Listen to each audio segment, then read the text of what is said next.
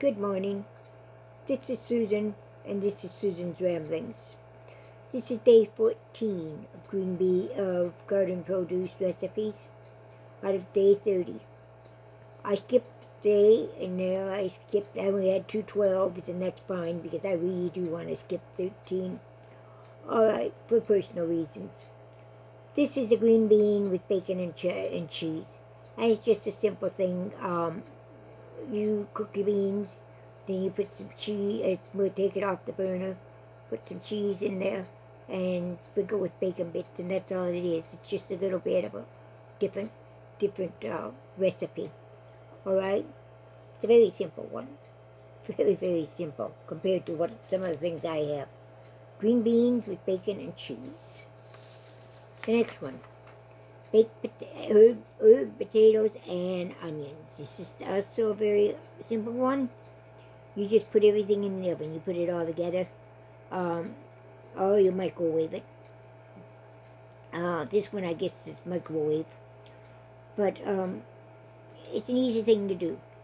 You slice your potatoes, slice the onion, then you put the seasoning on, the pepper on, and 2 tablespoons of butter, and that's it. You put it in the microwave, and you do it for a few minutes. I guess it says 12 minutes, and you've got potatoes and onions. Plenty of potatoes and onions. Believe me, not for one person. But one person can make it, and they can have several meals out of it. Okay? The next one. I'm not operating very well here today. Deli style dill pickles. And this is another one from Charlotte. The other two, one of them was from Charlotte. The green bean one was from Charlotte. I told you about her yesterday. She lost her sadly to the virus last winter.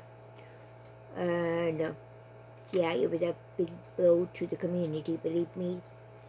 Alright, deli style dill pickles. This is easy, about easy you can get for them. You put your dill in, you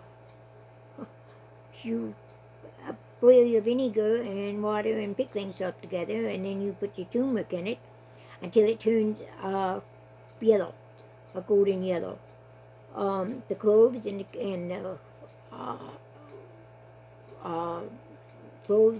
cucumbers and the garlic, dill, and almond, all of them were all put in your jar, and then you just pour the water over it.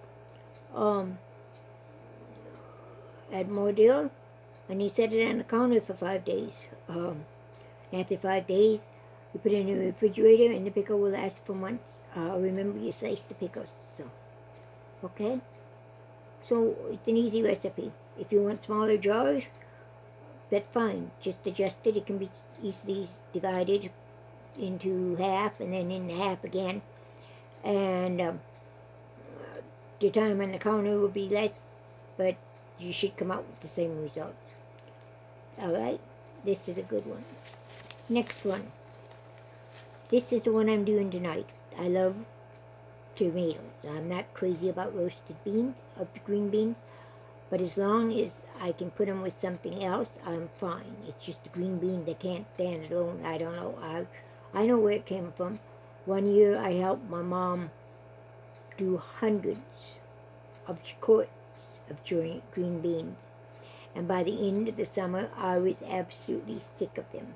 And it took me a long time, many, many years, before I would even eat green beans again, or I could even look at green beans again. And then I finally found the recipe for the one that you all use for Christmas, I think. The cream cheese with the green beans and French onions. And I found that recipe, and I was finally able to eat green beans again. Although I don't like green beans, like I said, separately, but as long as it's in a combination like this, I can eat it. I love the tomatoes, so the green beans just come along. Okay? Next one. Watermelon jelly.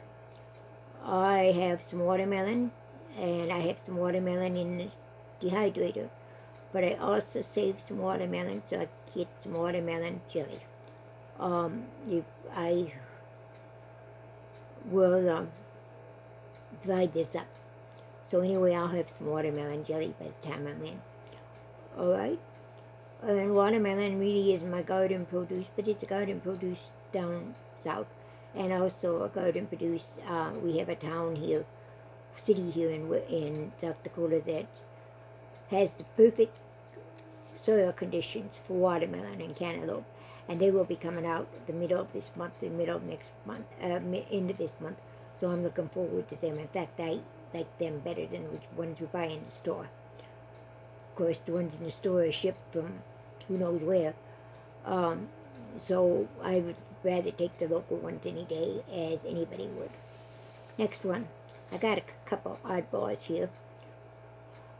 With all the garden produce that is coming and all the food that's coming, I decided maybe we should have a saltless herb seasoning.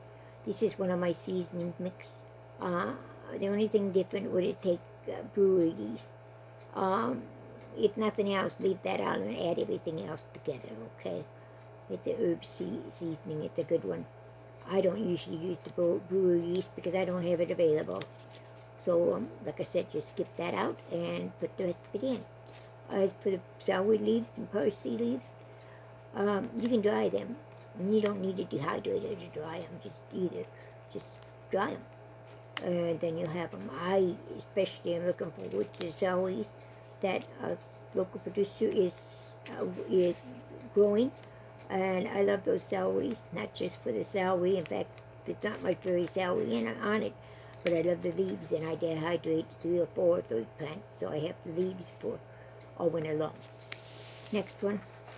This is a friend of mine, a very good friend of mine. And I also decided, I thought maybe you needed a new dressing recipe.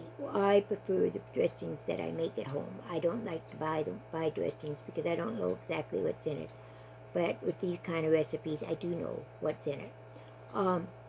This is a good friend of mine from Tennessee.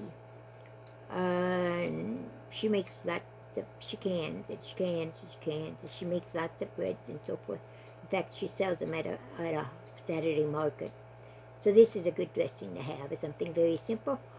Yeah, it's very, very simple. And you can put it together. Keep it in your refrigerator. And it's good salad dressing for your salad. Alright, I'm going to go one thing different here while we're looking at this recipe. I have a granddaughter who is giving birth today to my second great-grandson. But we need some prayers, not just for her, she's doing beautifully, but for all of us. This grandma is kind of stressed out right now, although I shouldn't worry about anything. I know it's up in God's hand.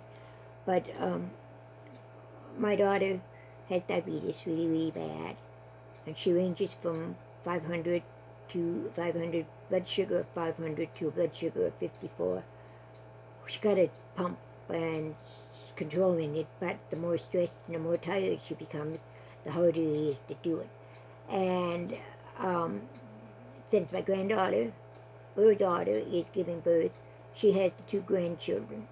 So she's got the 2 grandchildren, and she's trying to run a restaurant at the same time. And of course, she's got to serve because Lexi is a server, and Lexi's not there, so they're short a server.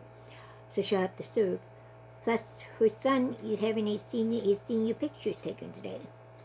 And the second daughter is flying home to take care of everything else, but she won't get here until tomorrow. So we kind of got all kinds of balls up in the air right now. We sure would appreciate your prayers, and for safekeeping for both my granddaughters, the one that's giving birth and the one that's flying in, especially for my daughter, who is really facing a lot of stress and a lot of worry at this time. And like I said, Grandma's kind of stressed with everybody. Have a good day. God bless you.